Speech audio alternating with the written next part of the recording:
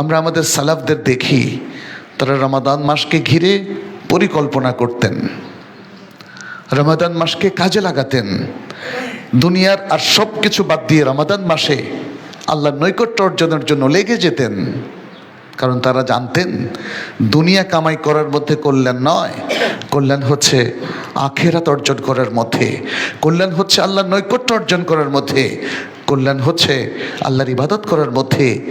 রমাদান হচ্ছে আমাদের ইবাদতকে প্র্যাকটিস করার একটা চমৎকার একটা সময়। এবং রমাদান যে লক্ষ্যমাত্রা আপনারা হয়তো অনেকেই জানেন, কিন্তু সেটাকে আরেকবার একটু মানে নিজেকে রিমাইন্ডার দেওয়া, মনে করা, পড়া, এগুলো খুব প্রয়োজন। রমাদানের যে লক্ষ্যমাত্রা সেগুলো মানুষের জীবনের সবচেয়ে জরুরি লক্ষ্য। একটা হচ্ছে ইমানের পুনর্গঠন, ইমানকে আবার পরিপূর্ণ জায়গায় নিয়ে আসা।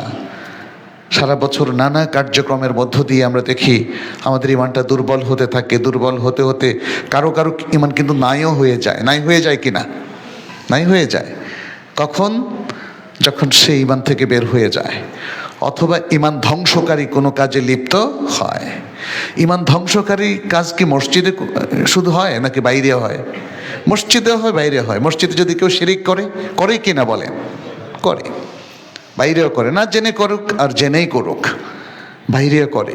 ব্যবসা বাণিজ্য, রাজনীতি, বিভিন্ন জায়গায় আপনি দেখবেন মানুষ কুফরি করে বসে। মানুষ আল্লাহর অনুশাসন থেকে বের হয়ে যায়। তার কথা বার্তা, কাজ, চিন্তা, চেতনা, তার মতবাদ, তার চর্চা, অনুশীলন, এই সব কিছুর মধ্য দিয়েও অনেক সময় গাফেল মানুষেরা নিজে ইমানদার থাকতে চায়, কিন্তু এই সমস্ত কার্যক্রমের মধ্য দিয়ে ইমান থেকেও সে বের হয়ে যায়। তো রমাদান আসার প্রথম কারণটাই হচ্ছে, দেখেন যে হাদিসগুলো আছে সেখানে বলা হয়েছে, মান সামা রমাদানা ঈমানান ওয়া ইহতিসাবান গুফিরা লাহু মা তাকদ্দামা মিন যামবিহি, মান কামা রমাদানা ঈমানান ওয়া ইহতিসাবান গুফিরা লাহু মা তাকদ্দামা মিন যামবিহি। দ্বিতীয় হাদিস। তৃতীয় হাদিস, মান কামা লাইলাতাল কদর ঈমানান ওয়া ইহতিসাবান গুফিরা লাহু মা তাকদ্দামা মিন যামবিহি। তাহলে ইমানের পুনর্গঠন এবং ইমানকে 100% পরিপূরণ করা, এটা রমাদানের প্রথম লক্ষ্য। কারণ ইমানটা ঠিক না হলে তো রমাদানের সিয়ামটা কোনো কাজে আসবে না। দ্বিতীয়